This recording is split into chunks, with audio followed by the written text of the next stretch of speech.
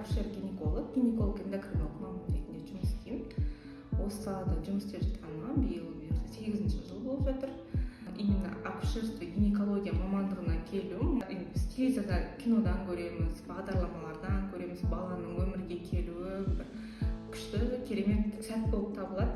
Бір ғажайып оқиға деп айтсақ та болады. Ол ана мен дәрігердің арасындағы, ана мен баланың арасындағы бір қасиетті бір кезең. Сол кезеңнің мүшесі болғым келді. Сондай адамдарға қуаныш сыйлағым келді. Адамдардың өміріндегі ең маңызды сәттердің бірінде қасында болу, ол күшті мамандық деп ойладым мен. Бір жас жұп болды. Бірінші балалар дүниеге келіп жатыр. Әйелі және партнер ретінде жолдасы болды қасында. Екеулерінің жасын толық есімде жоқ. 20-25 аралығында.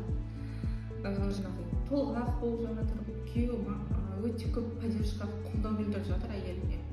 Кейін бала босанып болғаннан кейін баланың әйелдің кеудесіне жатқызамыз. Сол кезде екеуінің бір-біріне қараған көзқарасы әлі күнге есіме кетпеді.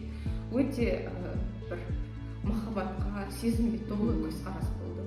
Мен сол кезде ойладым, екі жастың арасындағы махаббат, олардың бір-біріне деген ризашылығы, бақыт сезімін сол екі адамның көзқарасынан көрдім. Ондай көзқарасты көп көрдім деп айта алмаймын. Қанша оқығанмен, қанша күнделікті ізденгенмен біздің де көмектесе алмайтын жағдайлар болады. Ондай сәттер де болды. Ол сәттер әрдайым сені сағыңды сындырады. Одан кейін бір-екі апта немесе бірнеше ай сен қайта жұмысқа оралғың келмей қалады. Себебі үнемі ойыңда жүреді. Әр кезекшілікке барғанда қорқынышпен барасың. Содан кейін осы жолда мен қателессем қалай болады деген. Ешбір дәрігер пациентке зиян тигізгісі келмейді.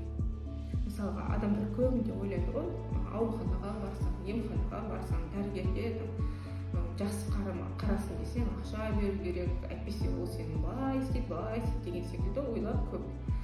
Перзентхана жұмысында да ондай көп. Бірақ та негізінде ондай емес. Әрбір дәрігер екі адамға жауап бергендіктен, ең бірінші дәрігер өзі үшін кезекшілігін тыныш өткен, аналар аман есен босанып, балалармен бірге үйлеріне шыққанын қалайды. Жұмысымның артықшылығы адамдардың өмірін жақсартуда деп ойлаймын. Себебі кез келген аурумен келген науқасқа сен оның емін тауып бере аласың, көмектесе аласың, жағдайын жеңілдете аласың, өмірін жақсарта аласың. Сол жағынан ол жұмысым өзіме ұнайды. Қазір мен амбулаторлық прием жүргіземін, сондықтан перзентханадағы жұмыс ол тіптен қанша қиыншылығы болса да сонша қуанышы бар ол жұмыстың. Қуанышы көбірек тіптен.